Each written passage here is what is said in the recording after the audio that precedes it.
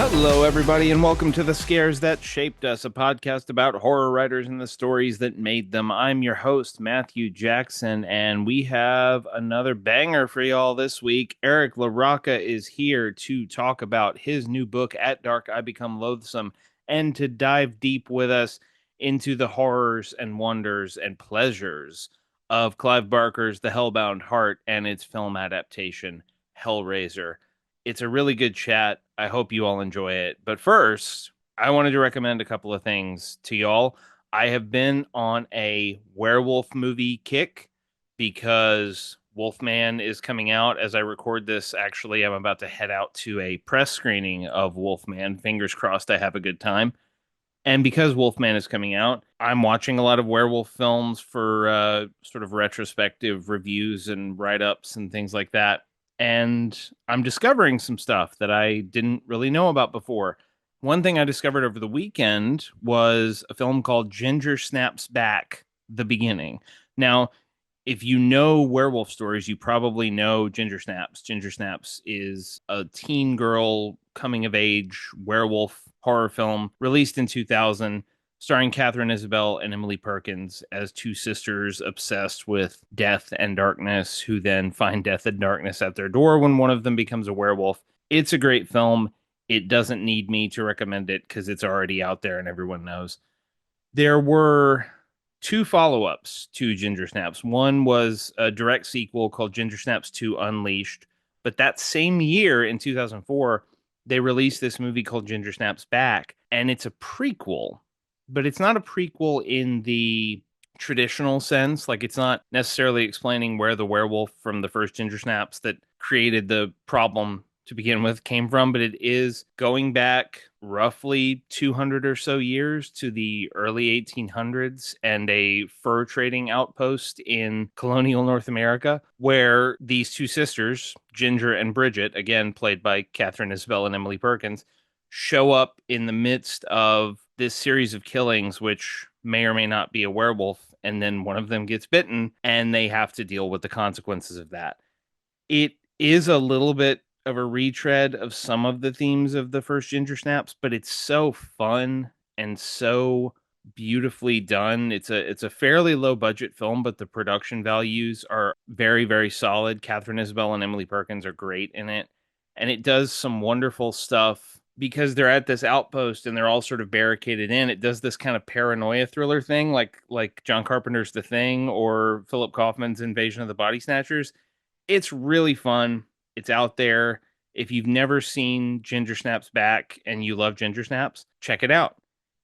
And on the book side of things, I'm going to do something a little different and shout out a friend of the show who is doing the same kind of stuff that I do here on this show and doing it very well. And that's Anna Dupre, who goes by Anna Rose Reads on pretty much all social platforms at this point. Anna is smart and has amazing taste and is kind and gracious and enthusiastic in all the ways that you would hope a horror fan who's also a horror reviewer, who's also a horror interviewer would be. She's great. She has supported us and this show from the beginning, and she is expanding her operation, her little corner of the horror book universe. She had already been doing a really great YouTube interview series with authors. Now she has expanded that out into a podcast. She also just launched a newsletter with a lot of great book recommendations and discussion and things like that. So if you're not already following Anna, she's Anna Rose Reads on Twitter, on YouTube, on Blue Sky. I think she's on Threads. She's everywhere. Go find Anna Rose Reads. We will link to everything in the show notes. Anna's great. If you like the kind of stuff we do, you will like the kind of stuff Anna does, and hopefully vice versa. I don't want to speak for Anna's followers, but hopefully vice versa. So go support Anna and support all the people out there who are talking about the horror books you love. So those are my recommendations for this week. Let's head over to our interview with Eric LaRocca.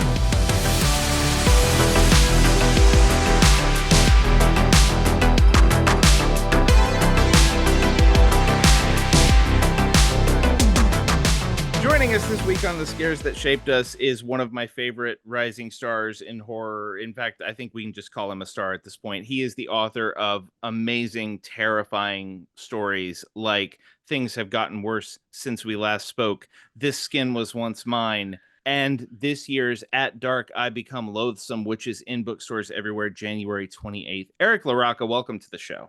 Thank you so much for having me. I'm really excited to be here and talk about all things like horror and Clive Barker and Hellraiser and all the good stuff. So thank you so much for having me. Oh, it's my pleasure. But before we get to Clive Barker, I did want to talk to you a little bit about At Dark I Become Loathsome because I had already read it. I went back this past week, and it is truly just a wonderful piece of work. I mean, I don't expect anything less from you at this point. You have this. I don't even know how I try to describe it, and I tend to fail a lot when I'm talking about it face to face with people, but you have this sense of tenderness and real emotional sensitivity that permeates your work, even as you're writing about the most horrifying and gut wrenching things imaginable. So, before I go any further about this book, could you just give our listeners a little tease of what At Dark I Become Loathsome is about? Yeah, absolutely. I mean, first of all, thank you so much for that really kind that compliment. That's really sweet. I try to approach a lot of my work with that kind of sensitivity and tenderness because I am writing about really vile, loathsome things that people do to one another. And that's just what has always fascinated me, just humanity in general, like us at our worst moments. And I mean, that's really what horror is all about. Horror is all about trauma and suffering and watching people endure through the most awful moments of their lives, and I try to write that um with sensitivity, like you know you mentioned. So this book in particular, At Dark I Become Loathsome, is about a man who undergoes a significant amount of loss in a short period of time, and it's essentially all about his mental break. It's all about his breakdown, his mental decay, while he performs these strange rituals that he's invented to help others who are similarly afflicted with grief and suffering and loss. He has invented this really bewildering ritual to help people come to terms with their suffering and try to have a different outlook on life in general, by kind of allowing them to go through this like rebirth process in this ritual that he's constructed. And the book really follows him going through these rituals, reaching out to people on these like dark web forums, uh, and connecting with others. There are other storylines, other smaller short stories nested within the overarching narrative that kind of feed into his uh, decaying mind, I suppose you could put it, and how those stories inform the larger narrative of his life and how he kind of reacts to this really traumatic loss of his wife and his young son who had disappeared following his wife's demise. And essentially, the book is really just I view it as a love letter to those who feel disenfranchised, those who feel like outcasts, those who feel like they're on the fringes of society. That's always really fascinated me too, like subcultures within larger cultures of people. I'm really fond of the work of like Chuck Palahniuk, and Mhm. he writes a lot about that, like subsects of people doing like strange things. And that's really where the genesis of this book came from, is just my fascination with humanity at our lowest, grief, how that suffering kind of rots a person from the inside out, and just feeling like disillusioned and completely disenfranchised by life in general. So if I had to tease the book, I would say it's a big bummer of a book to read. But that's, that's what I love. I love fiction. I love art that is like provocative and challenging and that doesn't fit squarely into neat definitions.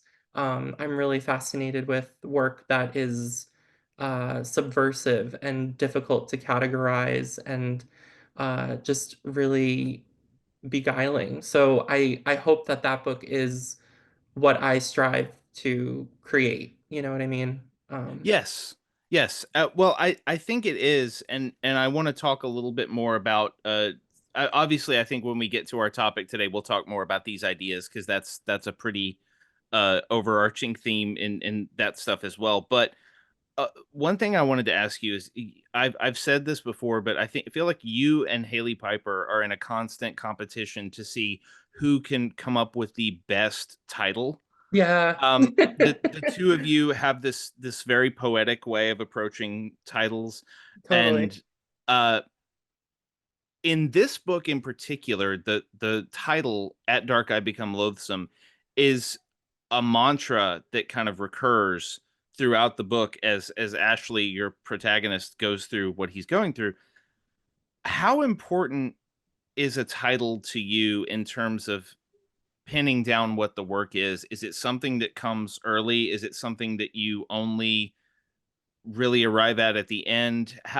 And maybe it's a case by case basis with each work, but I'm wondering how it became such an important mantra that carries through this book.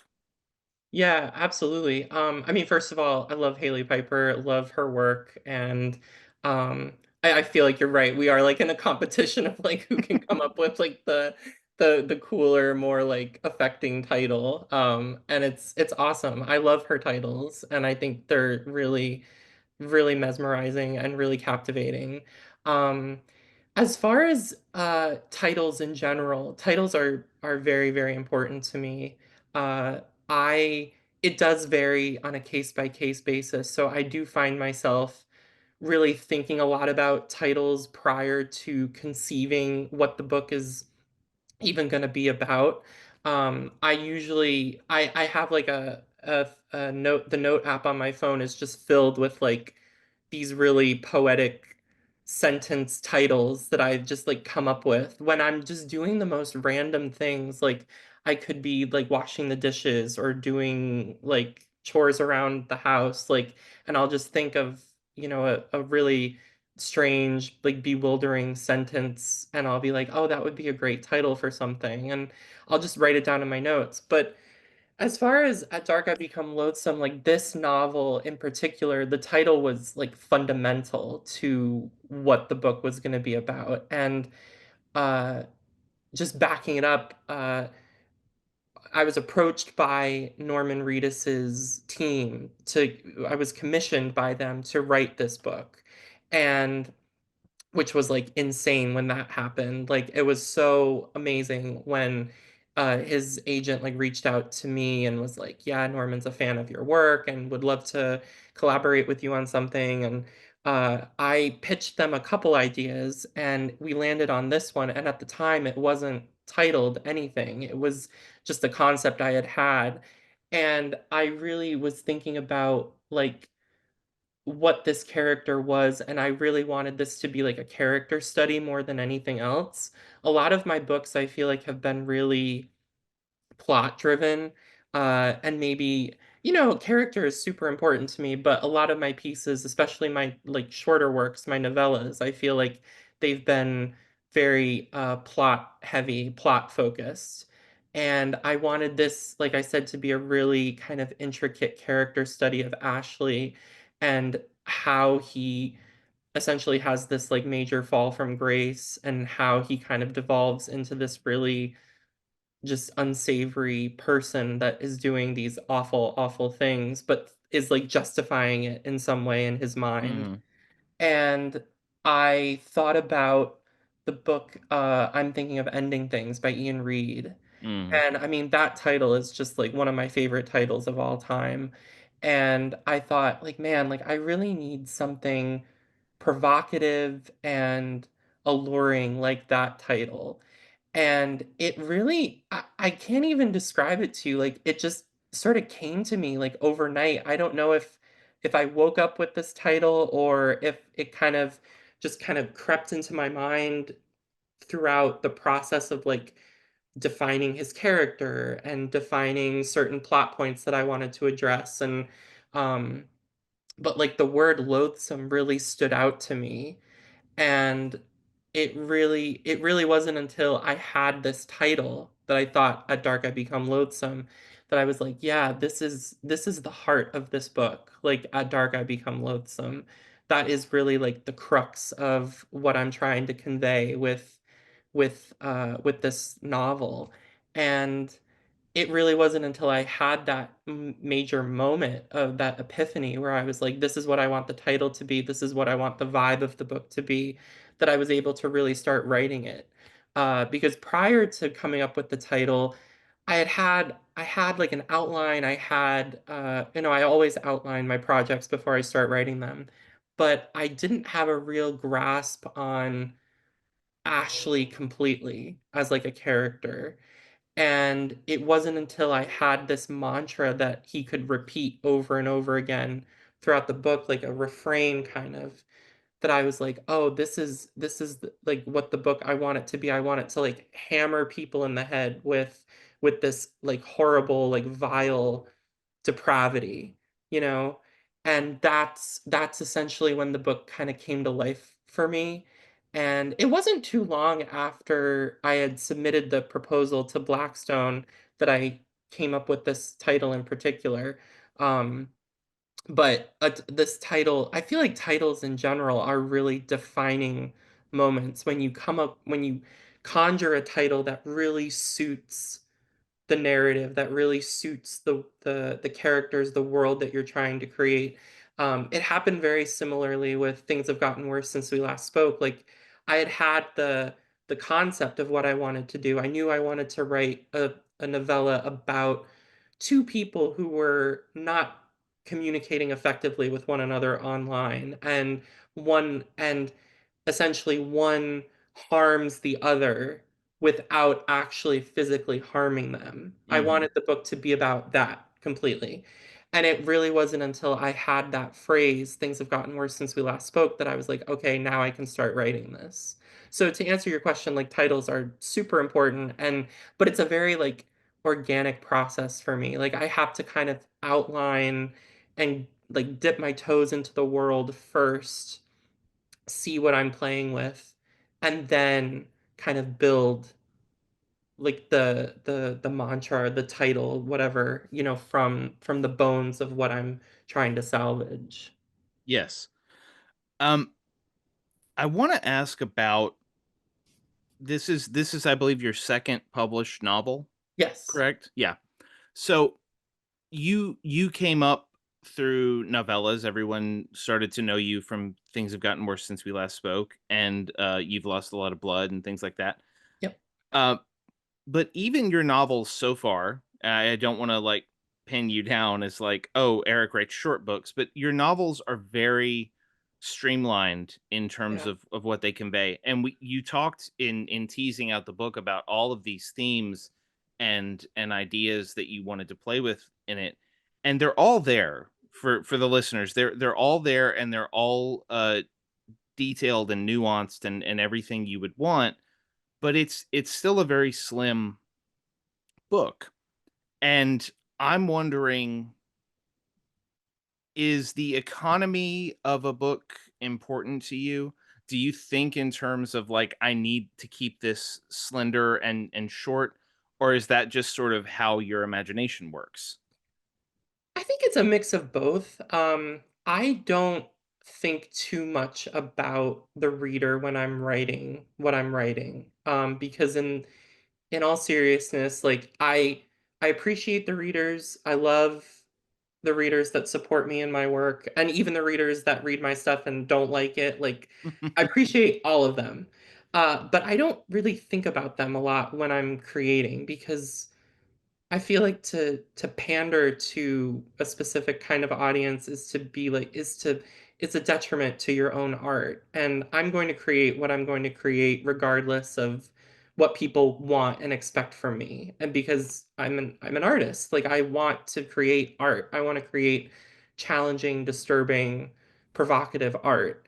Um, but as far as like the slimness and like the compactness of these narratives and why they are that way, I think it is a combination of like my imagination. Like I kind of think maybe a little bit more cinematically than I do like in a way of like literature, whereas like novels, I'm not a huge, I have to be honest, like I'm not a huge fan of these like sprawling, like 600-page novels. I'm never gonna commit to something like that. Like I'm probably never going to write something as like epic as that, just because that's not the way my imagination works. I was raised reading really slim books like you know Dennis Cooper. He writes very very slim volumes like Frisk and Closer and Try. Like those are very compact books.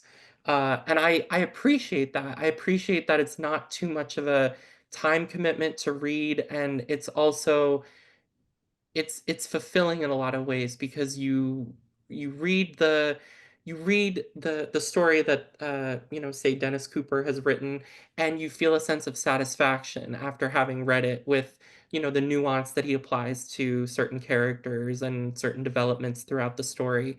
um I think there's a lot of filler in some novels. I think like a lot of novels are longer than they actually need to be, and I think that's because of just the publishing industry, the way it works. Like books need to take up a specific amount of size on a shelf in order Mhm. to like get shelved and get placed on like a recommended reads table. You know what I mean? Um, like thin, slender books like typically don't get stocked at the major book retailers for whatever reason. Um, it could be just that people are just not interested in reading shorter books. They prefer to like have more bang for their buck, and if they're gonna buy a $26 hardcover, they want it to be like a 300 or 400 page book and not like a 120 page book. Um, but my own my own thinking and how I approach my novels. I prefer shorter books. I just always have. And I come from that headspace of writing novellas and writing short stories, and that's kind of how I began. So I think my imagination is a little bit more compact in that I want to tell a story like as efficiently, as um expertly as possible, but I don't want a lot of all this like superfluous like waste, on the fringes of the story. I was listening to your episode with Daniel Kraus, and I know he's a big fan of like compact settings of like he mentioned We Need to Do Something, like Yes. Uh the Max Booth novella that became the IFC original film, and then like Buried with Ryan Reynolds and Night of the Living Dead, like these one location horror movies. And then of course Whale Fall, which is set like in the whale's stomach, which is just iconic and amazing. um I love stuff like that too. Like I love the more uh the more compact and the more because like what Daniel said in his episode, like it's a real test of your ability as a writer to like how are you going to fit all of this in this one location in with these like 4 or 5 characters, whatever, however many you have.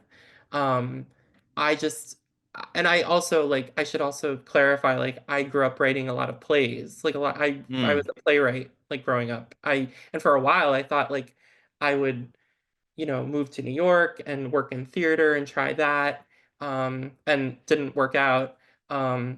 But my whole upbringing was really like reading Tennessee Williams and Arthur Miller and Edward Albee. And so because of that, I feel like it really shaped the way I view stories, in that they need to be like straightforward enough to keep people's attention, and maybe economical in that they need to not have a lot of like excess. Like I really don't like these sprawling and like there's readership for that sort of stuff. I'm not like disparaging like those kinds of books, but for me, like it's just not how I work. Like I'm just much more streamlined when I approach like a book. I'm like, okay, I want it to do this, this, and this, and maybe eventually I'll uh graduate to something a little bit more like complex and dizzying and mystifying. But for now, like I really like telling more compact uh like chamber pieces. I feel like Yeah. that's really that's just what interests me. Yeah, well, I think this is a really good segue into the topic for today. And this is, I get, this is a relatively new show, but I've had a few different like bucket list moments in terms of conversations with writers. And Stephen Graham Jones came on and wanted to talk about a slasher, so that was fun. And when I approached Eric about doing this, listeners, Eric immediately came back and said, I want to talk about Clive Barker. And I was like, I can't think of anyone else I'd rather talk about Clive Barker with than Eric LaRocca. Yes. So this is going to be fun because Eric has chosen Clive Barker's novella, The Hellbound Heart, and its film adaptation, Hellraiser. And speaking of compact, slim narratives, Yeah. it mostly takes place in one house. There Mhm. are four human characters in the novella, and maybe like five or six in the movie if you really expand it out. uh, it is a book that is, I mean, it's a novella. It will take you maybe an hour and a half, 2 hours to read the novella, and obviously the movie is maybe 100 minutes, and you're in and out.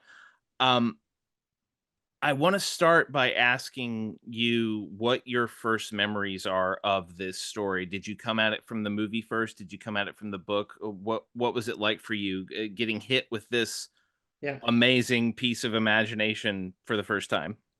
Yeah, I mean, it was like getting hit when I saw the film first. Mhm. Unfortunately, I wish I had, I look back and I'm like, oh, I kind of wish I read the novella first. But in a lot of ways, like the film, I feel like is just as arresting and as powerful and potent as Clive Barker's original novella is.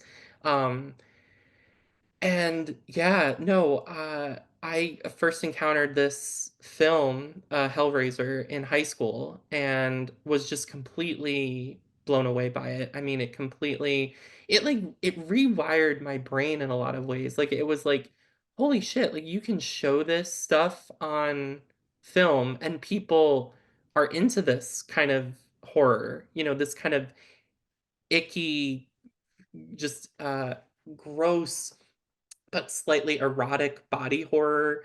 It just felt like a complete overhaul on everything I knew about horror.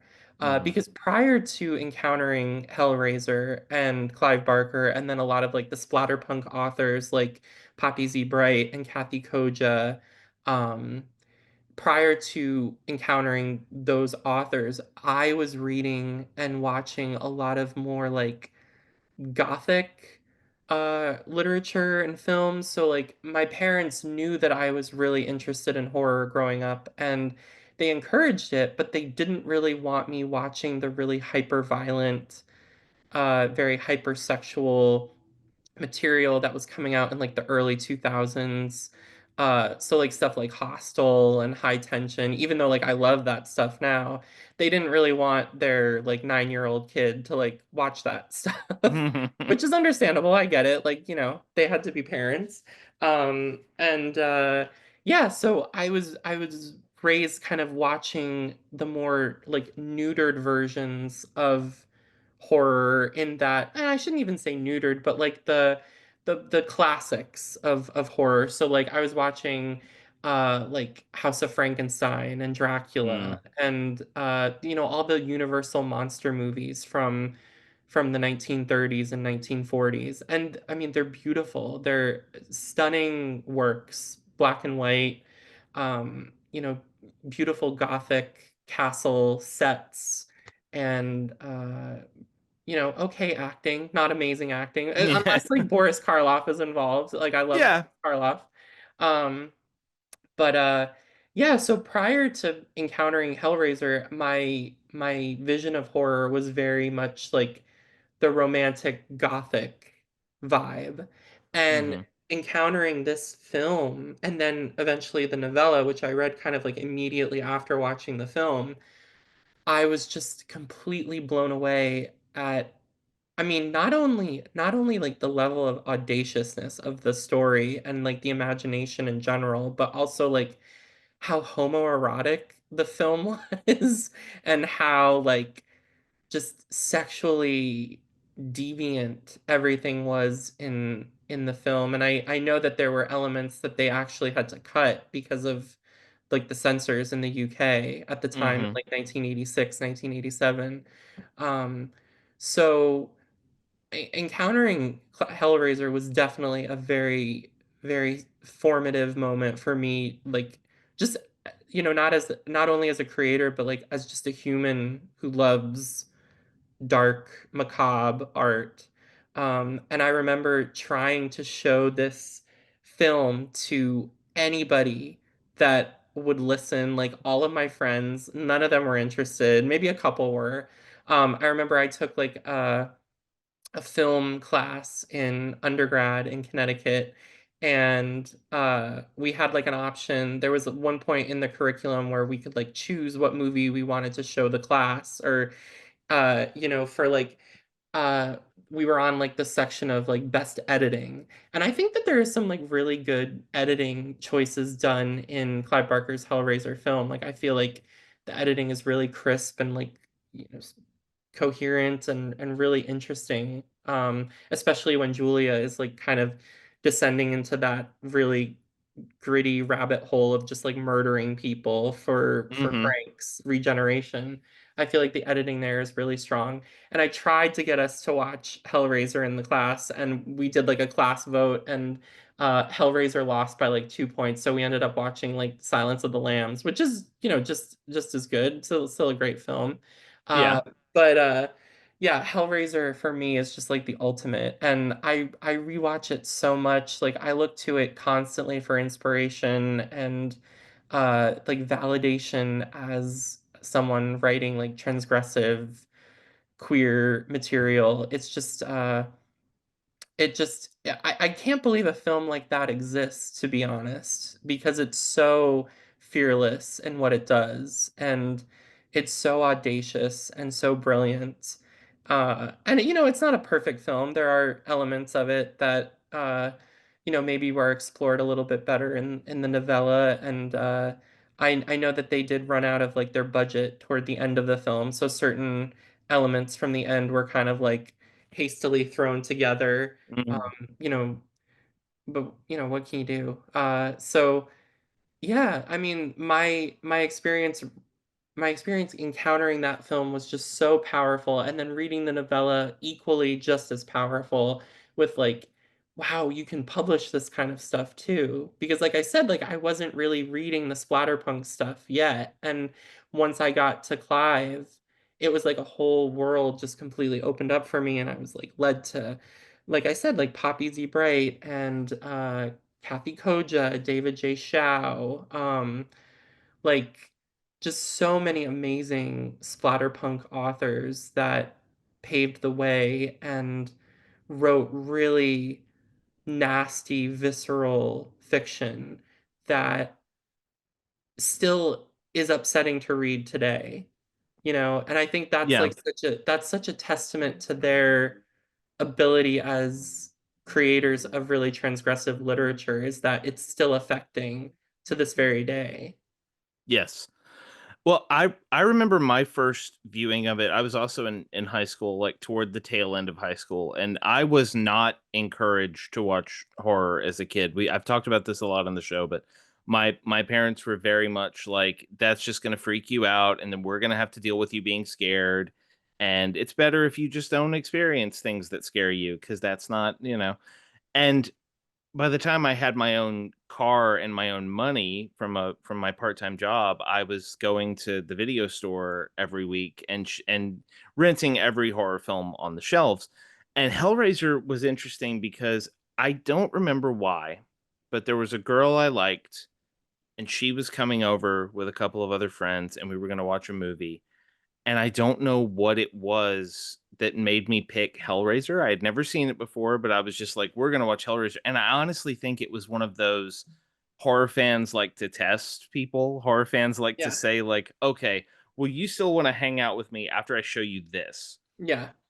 And we watched it, and um eh, showing that film to horny teenagers, I think is a it's an interesting mix because, and I grew up in a very conservative, Christian community where like that kind of stuff wasn't discussed.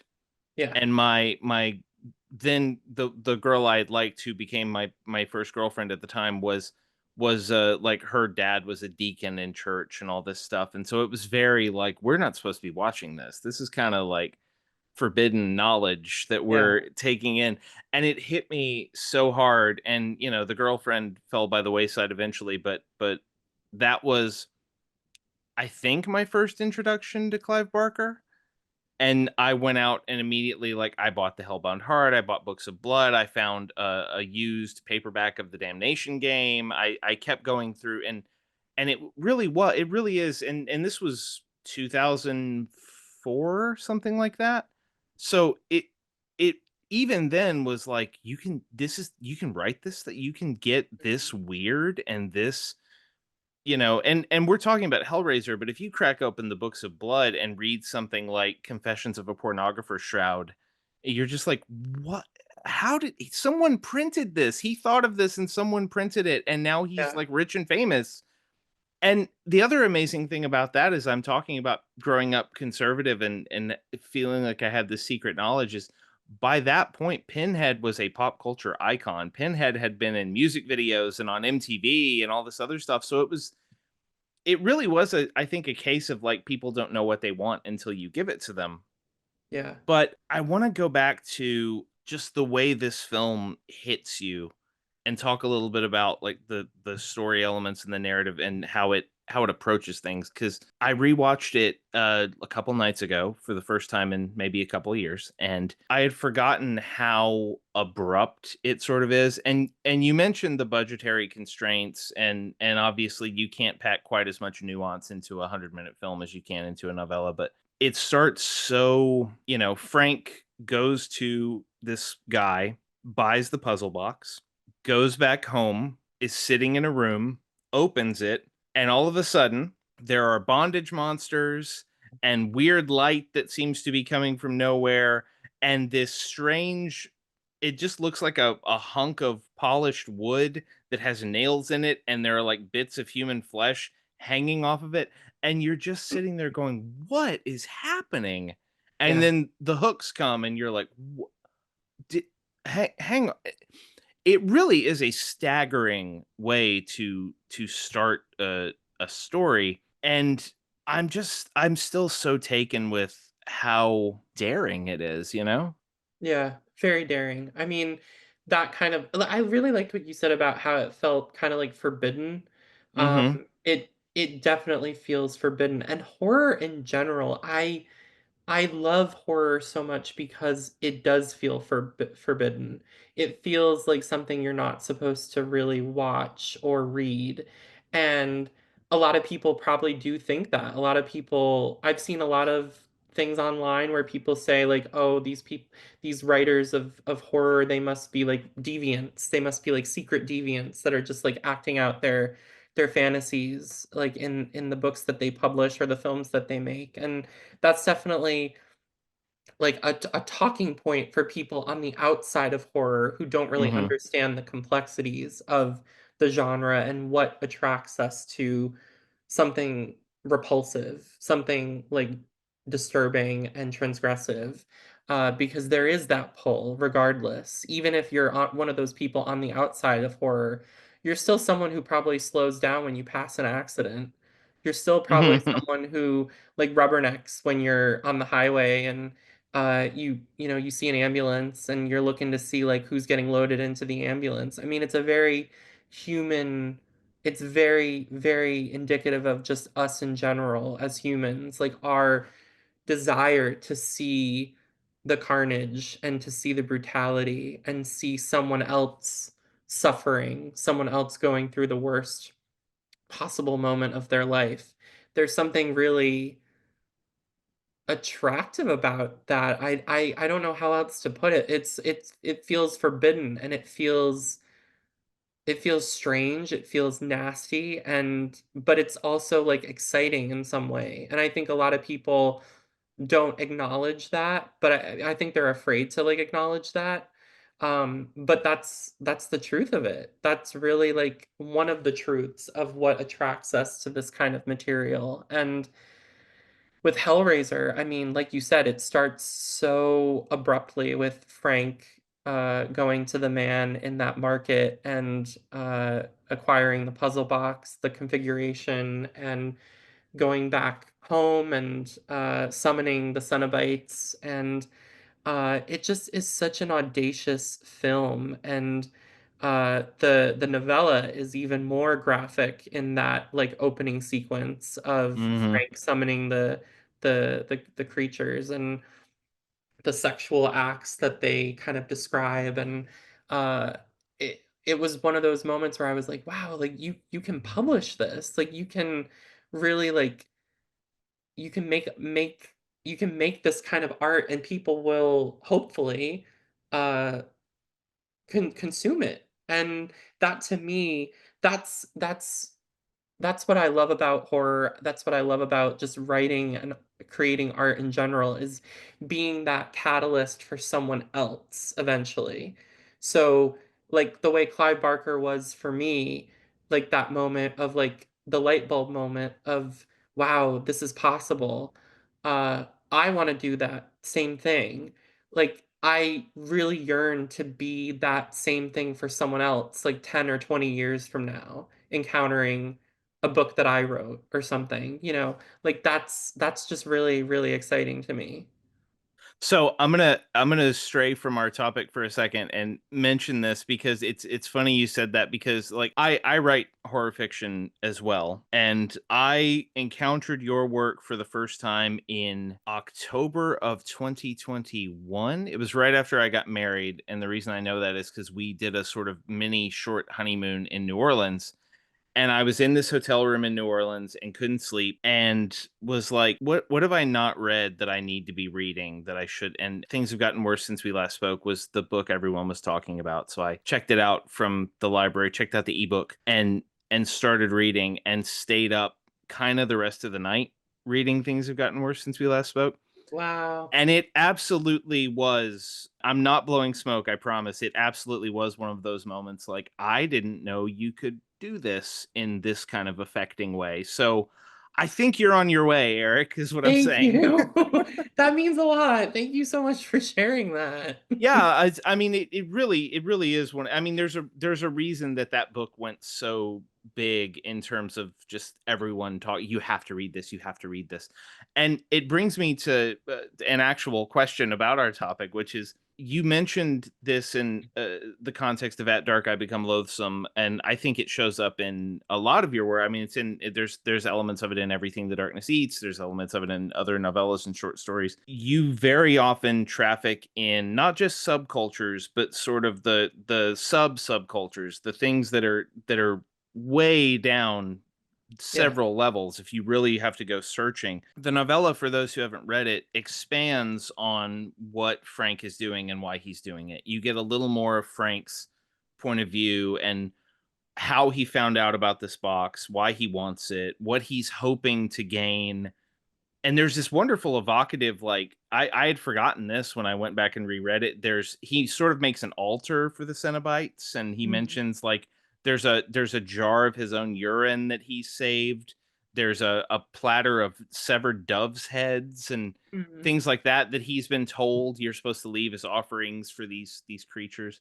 And it feels so much more like okay, I've done my, and he even mentions in his point of view when he's thinking about this stuff, he mentions that he's read all the things that you can read about. The Cenobites are known as members of the Order of the Gash, which is Yeah. another amazing evocative phrase. He's read everything about the Order of the Gash that is available to read. He knows as much about the Cenobites as any living human can possibly know. And that's why he's doing this. And there's this wonderful feeling of like, it's so immediately immersive that it makes you feel like you could maybe like, wait, is this real? Yeah. Like, did Clive Barker go to some library in England and find a dusty old book and read about this and write it in? It makes you feel like if you really wanted to, you could go looking for these things, which makes it that much more dangerous feeling. Yeah, it like gives it lore. Like it gives Yeah. it that like level of, oh shit, like is this real? Like the Order of the Gash, like I want to look this up. Like I want to delve deeper into this. And I love that stuff in anything I come across, like, and what I strive to write, like a lot of what I write is like found footage horror. So like things have gotten worse since we last spoke. You've lost a lot of blood. Like those books are very based in like found footage in that they are like pieces of texts that have been repurposed for publication, but in like the way that you are perceiving them, you think that they're real, you know? Yes.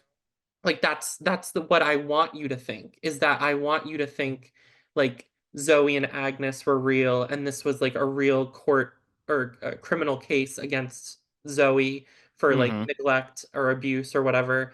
And you've lost a lot of blood. Like I'm presenting all of these, they're fictional documents, but I'm presenting all of these documents as if they're like primary source material of Martyr Black and his escapades with his boyfriend on his killing spree. And that to me, it goes back to what we were talking about before. It feels like forbidden. It feels like you're almost like, it almost feels like voyeuristic in a way. Like you feel like you're reading something that you're not supposed to be reading, but you just like Mm-hmm. can't stop reading it, you know? Yeah. Well, and then the next sort of magic trick of the story, and it works in the book and the film, uh, is I this is a concept that could have easily been a Books of Blood short story. It could have been, because the opening chapter of the book is essentially a guy who is a hedonist whose Yeah. desire has taken him to every potential depraved place. Like, Barker never quite says how far Frank has gone, but essentially, like, you wouldn't be surprised if you heard that Frank killed someone for pleasure, because Right. that's just who Frank is. And so he finds this puzzle box. He thinks he's about to have the ultimate. So, I mean, he even says when the Cenobites show up, like, that he thought there would be women, that he thought he would just have all of these standard issue carnal pleasures just in greater quantities. And the Right. Cenobites are like, no, no, no, no, no. We're beyond that. We've got some other stuff for you. And then he enters this realm of uncanny and impossible sensation, and then disappears. That could be a short story, but then the story pivots into, he does this amazing trick so early on in the novella too, where you meet, it's not Larry in the novella, it's Rory, Right. and Yes. his Yeah. wife Julia, and in the novella Kirsty is not Larry's daughter, Rory's daughter. It's his like friend who is in love with him. So you Right. Yeah. have this love, it's two love triangles really, because you have Rory, Frank, and Julia, and then you have Rory, Kirsty, and Julia. And Barker creates this world where you start to understand, like, oh, all of these people are searching for something beyond the realm of sensation that their life has offered them. Right. Like, and whether they know it consciously or not, and Julia knows it very consciously. She's very aware of, like, no, I had the best thing I've ever had and it's Right. gone now and I want it back. Yeah. And Kirsty is very much full of longing, and Rory even is just like, man, I wish I could just make this all work a little better. And it becomes this remarkable like tragedy. Like, it's called the Hellbound Heart in part because of Frank and what happens to him, but it's also called the Hellbound Heart because like it's about the sort of trauma and depravity and loneliness that all of these people are experiencing at once. And it's just a remarkable piece of text that way, especially for something so short. Yeah, it packs quite a punch in just like I forget the edition I had, but I think it was like 100 something pages. Like Yeah. it's pretty short. But I think Barker made some great changes to the material to adapt it to screen. Like some of the elements maybe wouldn't have translated super well from the novella to the form it took on the screen. But both works, I feel like both stories, and they're not too dissimilar aside from, what you had just mentioned. And then, there are obviously other elements from the novella that they couldn't do on film just because it's too graphic or whatever. Um, Hmm. but I think, both stories really capture that level of loneliness and isolation and wanting to connect and wanting to experience pleasure to like the fullest and wanting to not suffer, but the inevitability of suffering as like a price of that curiosity of what lies beyond, the corporal sensation of pleasure. Um, his book, The Damnation Game, kind of explores that too. Yeah. Um, I mean, his work is just unparalleled, and I I really can't think of any other author that has affected me as profoundly as Clive Barker. Maybe Philip Ridley. I don't know if you're familiar with Philip Ridley at all. No. He's a British playwright, filmmaker, writer, author. He wrote a bunch of plays in the 90s that were part of the in your face theater movement. One of them is called The Pitchfork Disney, which is an excellent, really very disturbing piece. And he wrote and directed the film The Reflecting Skin, which is an Mm. excellent film from like I think 1990 about a little boy growing up in the Midwest. It's told from his perspective and about how he thinks it's essentially just a summer misremembered, and like all of the events, at least this is what Philip Ridley says, like all of the events are heightened and like exaggerated because they're told through the lens of this little boy. Hmm. But there's a lot of depravity and a lot of like disturbing elements in that film in particular. And Philip Ridley is another creator who I feel like Barker explores the taboo, but with such grace and such profundity and just absolutely stunning prose and really just honest depictions of cruelty and violence. So I would say that Philip Ridley hasn't affected me probably just as much as Clive Barker, but I mean when you look at Clive Barker's work, it's impossible to not be influenced by someone who's taken so much of subcultures and fetishes and all of these like underground kind of worlds and made them maybe a little more mainstream. Uh, kind of injected them into pop culture. I mean, how absurd is it when you think about it that like Pinhead is this like pop culture phenomenon and he's this like BDSM sadomasochist from hell. It's like really crazy when you think about it. Like his whole gear and getup is like inspired by like the 80s latex leather fetish underground world of like New York City S&M club scenes. And Hmm. Clive Barker just like injected that into pop culture, which it's just so amazing. I mean, to have that hold on like the zeitgeist and like pop culture in general is just really exceptional, I feel. So this brings me to something a little heavier that I definitely wanted to talk about. Have you ever spoken to Clive Barker? No, I haven't. Okay. I interviewed him when the Book of Blood movie that came out a couple of years ago was releasing. I got the chance to briefly chat with him. And the point is he's a lovely man. He is Yeah, just I've heard. he is enthusiastic and sweet and patient and gracious with his time. And you mentioned it earlier. From the outside in, people look at horror people and go, "Oh, they must be so fucked up. Like, Yeah, they must how be do you do that?" deviants. And Yeah, Stephen King has the shorthand line of saying, like, "Well, I work out my therapy on the page, and then you pay me for it, and isn't that great? Ha ha ha ha ha." right. But there is, I think, a through line for me, at least anecdotally, of people who can write the darkest shit that I've ever read, who, when you speak to them, are just lovely people to talk to and so sensitive and kind. And I think that there is a dissonance there for people who kind of don't get what we do and what we're into. And I wanted to ask you what your experience has been, because like you're a lovely person as well, and you wrote. I think if you people read Things Have Gotten Worse Since We Last Spoke and then they met you, they might be like, huh, okay. Is that something that you ever struggle with as an artist? Is it something that's ever like bothered you? Because I mean, you post pictures of your mom Yeah, holding up your books and being so proud of you, and like obviously she should be. But I'm yeah. just wondering what your experience has been of that kind of thing.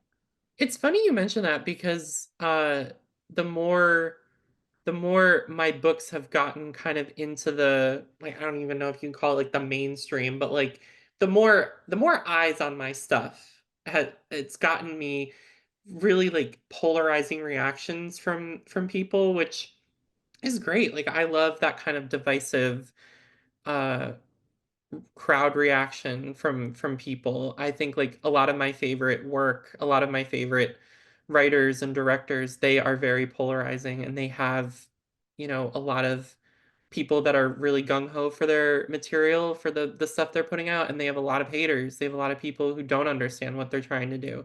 But it's funny you mention about people's like assumptions about me and like what I'm gonna be like prior to maybe like if they read this skin was once mine or everything the darkness eats and then they met me, what they're like, what the image they've created for me in their mind, like what it would be. I had a meeting recently with um with someone, and they, they were so surprised that I was like so nice and like charming and sweet. And they said even that like their manager wanted to know like what I was like, because I guess like the manager had read Things Have Gotten Worse and was like really unnerved and was like, "Yeah, tell me what Eric's like because I'm really curious, like if he's like weird or if he's just like, not cool or whatever." And then, the person met me and was like, "Oh yeah, you're like awesome." So, I don't know. I think people definitely set up these expectations in their heads of like what horror creators are like, and just because we're writing subversive, transgressive material doesn't mean that we're like bad people. Like we purge a lot of this stuff on the page. I mean, Stephen King, it's a, there's a little bit of truth to what he's saying. Like it is like Hmm. free, it is free therapy basically, and then people pay us for, what we write. It's been interesting. I will say that. And I noticed like when I first started writing horror, and when I was getting published pretty regularly, I really hesitated a lot of the time to call my work horror to people when they asked me like, "Oh, well, what do you write?" And I would always preface it with like, "Oh, well, it's like psychological thriller, like Stephen King, kind of like Dean Koontz, like in that area." I would like avoid saying horror for some reason. And Hmm.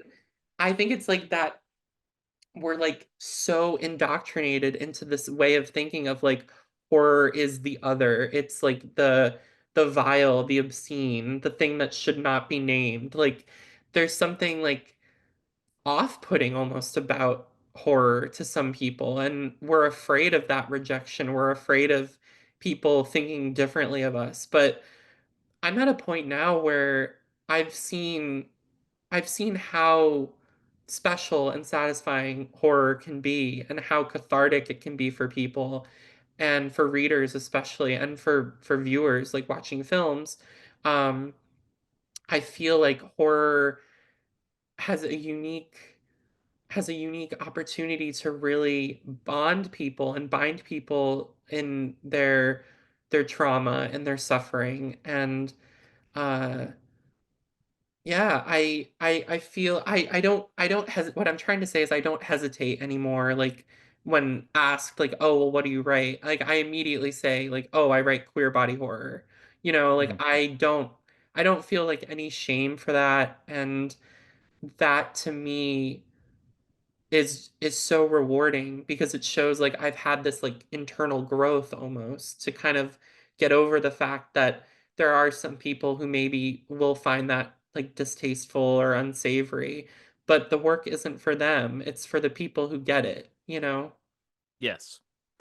And this kind of brings me to something I wanted to ask as well. We're kind of entering the portion of the chat where I want to talk specifically about textual influences in the work that you have carried through in your career. And one of the things, just from my experience, reading you and reading Barker and reading Poppy Z Bright as well, which, quick plug, if you have never read Poppy Z Bright, there's a Poppy Z Bright collection called Wormwood that has some Mm, of the best splatterpunk short fiction you'll ever read. So go find it.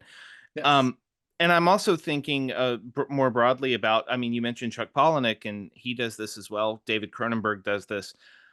You're all people writing stories about vileness and depravity and transgression, but you're also writing stories about people in this very empathetic way where our depravity is not extant or disconnected from our humanity. Yes, there's that's a so there's a true. That's so there's a true. Yeah. harmony in it. And you write about bad people doing bad things, and this is true of Frank in Hellraiser. It's true of Julia in Hellraiser. They're bad people doing bad things, but they're still people and they feel fully formed. And even if you connect with them on this very like kinky dark level, you still find a connection. What is it like for you as the person who is creating these people who are often just out and out vile in some cases, and other cases just very flawed people? How do you find that harmony between innate humanity and the innate depravity? Yeah, I mean, what you said is so accurate. Like our flaws do not inherently make us like awful and evil, you know? Uh we are complex beings, and I think a lot of the pushback I've gotten on my fiction from like to be quite truthful, a lot of other queer people is because I'm writing queer characters that are behaving like monstrously or really vile. Like in a Mhm. really I'm portraying queerness in a distasteful, reprehensible light is essentially what is being like hurled at me. Mhm. And I I I don't see anything good about sanitizing like queerness so that it can be like palatable or like digestible for like the masses. I think it's imperative for creators to write what is in their hearts, obviously, but for me, what's in my heart is writing deeply flawed, fucked up, obscene characters who are queer. And I almost, it's gonna sound like so it might sound really stupid, but like I almost kind of view myself as like a chronicler of like human depravity, where like I'm observing this monstrosity and I'm describing it, like kind of like those scribes from like olden times, you know? Mhm. And I'm trying to not inject myself too much into the narrative, but it's impossible not to, you know? And I feel like some of these characters that I've written, they do awful, evil things to other people, but I still approach those characters with the same tenderness that I would approach the characters who are on the receiving end of that suffering, of that brutality. I think flawed characters are really, really fascinating to write about.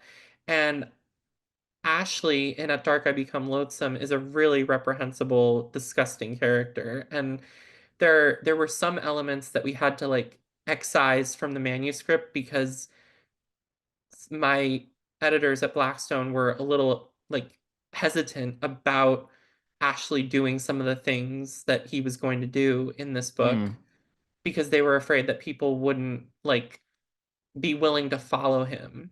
You know what I mean? For like mm-hmm. a 240-page book. Uh, but for me, I don't know.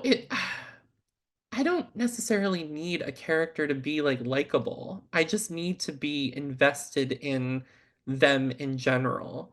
But it doesn't mean that they need to be like completely likable. And none of the characters I've written have been like extraordinarily likable, I feel like. But Mm-hmm.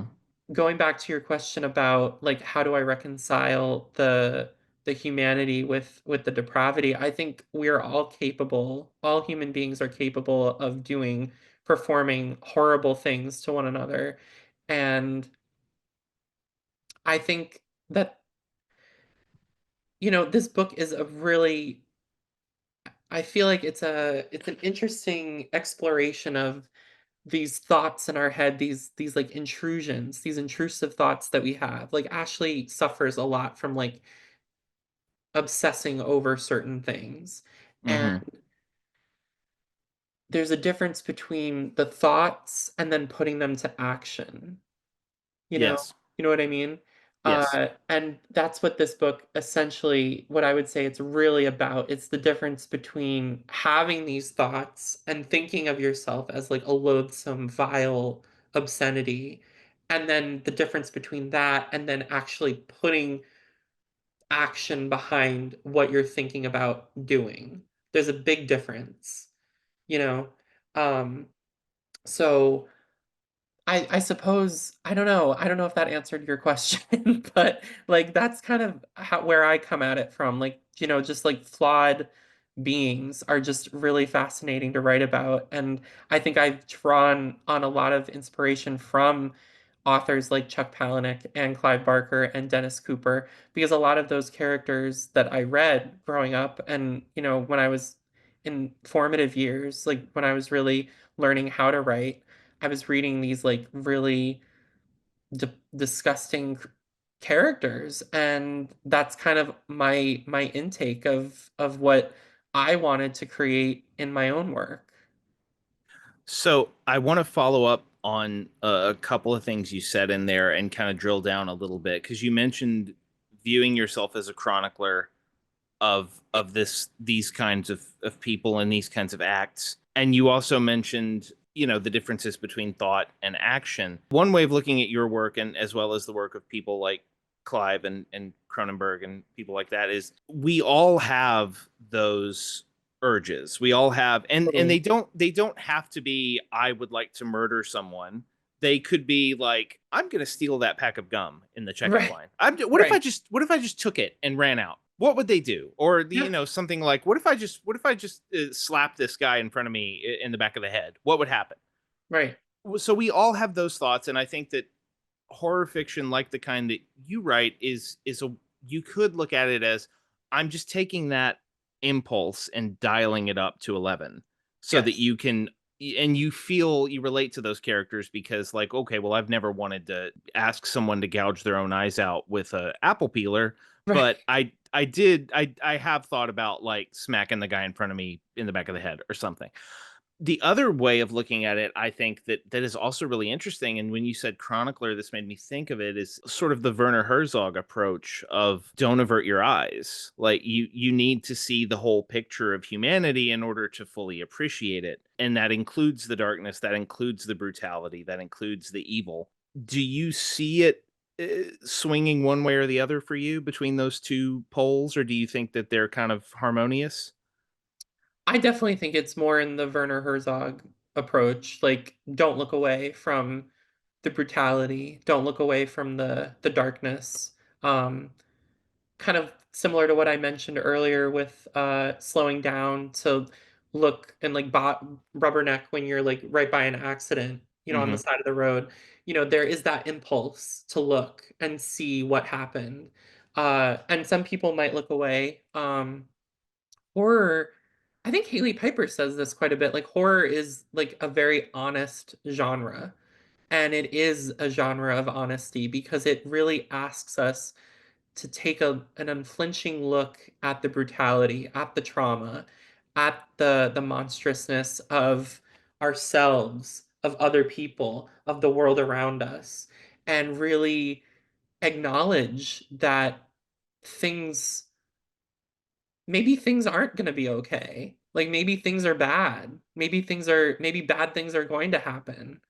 And That to me has always just been really fascinating because I'm very much a worst case scenario type person.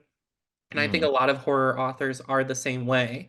I think a lot of horror authors are like preppers for like Armageddon in that they think about the worst case scenario possible for their characters. Like what's the most vile thing that could happen to these characters that I'm about to like put through this like wood chipper of like emotion and depravity and loathsomeness. Uh I definitely approach it from that perspective. Like please don't look away. Please don't look away from the maw of darkness that's going to engulf us all. Like I really and I think a lot of people struggle with that. I think a lot of people really are put off by that and repelled by it. But there's something alluring about it too. There's something really attractive about the inevitability of the darkness and the depravity. And I think people want to avert their eyes, but I think they keep watching. And I hope they keep watching.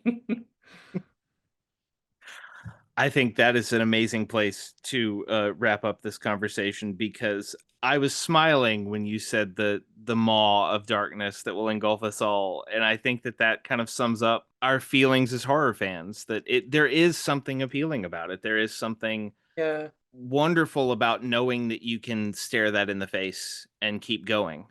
yeah. So that's a great place to wrap up. Our guest has been the wonderful Eric LaRocca. Eric, before we let you go, let everyone know where they can find you online and what you have coming up. Yeah, so I am still on Twitter, even though I don't really post anymore. I'm at Eric_LaRocca on Twitter and on Instagram. I'm way more active on Instagram. And I'm also on Blue Sky, just ericlarocca.bsky.social. Hmm. Um, and then coming up, so I have At Dark I Become Loathsome, which comes out January 28th from Blackstone. And later this year, I have the first book of my Burnt Sparrow series, which is going to be a trilogy of books set in Burnt Sparrow, which is a small fictional town in New Hampshire. And the first book of that trilogy is called We Are Always Tender with Our Dead, and it comes out September 23rd, 2025 from Titan Books. So look forward to that. Once again, the king of great horror titles. Eric, it was a pleasure talking to you. Thanks for being on the show. Thank you so much for having me. I appreciate it. Thanks once again to Eric LaRocca for being on the show. It was wonderful to chat with him. At Dark I Become Loathsome is available January 28th. Go pre order it if you haven't already. Pick it up when it comes out. It's wonderful. If you like Eric's work, you're going to like it. If you're new to Eric's work, pick it up. It's a really nice introduction to what he's about and will lead you off into a very wonderful and dark trail of other Eric LaRocca stories. And if you enjoyed this episode, Be sure that you are following us on our socials. We are at Scares Shaped Us on Blue Sky. We are at Scares Shaped Us on Twitter. We are the Scares That Shaped Us on Facebook. We are the Scares That Shaped Us on YouTube. We also have a website, thescaresthatshapedus.com, where you can find an archive of every episode we've done so far, as well as information on how to contact me. I'll also just tell you right now, you can email scares@gmail.com. I'm always happy to hear from listeners. If you have a question, a suggestion, something you'd like to hear me talk about on the show, happy to read your emails. Happy to hear from you guys. Appreciate the support. Next week, we will be back with another great episode. Comic book writer Zach Thompson is going to be here to talk about his books like Cemetery Kids Don't Die, Into the Unbeing, and we're going to discuss another Clive Barker story because we love Clive Barker around here. We're going to talk about the amazing short story In the Hills, the Cities from the Books of Blood. So if you haven't read the Books of Blood in a while, or you haven't read them at all, go pick up Books of Blood Volume 1. In the Hills, the Cities is in there. Read it. Get ready. That episode will drop next week, January 22nd at noon Central. Until then, I'm Matthew Jackson, and this is The Scares That Shaped Us.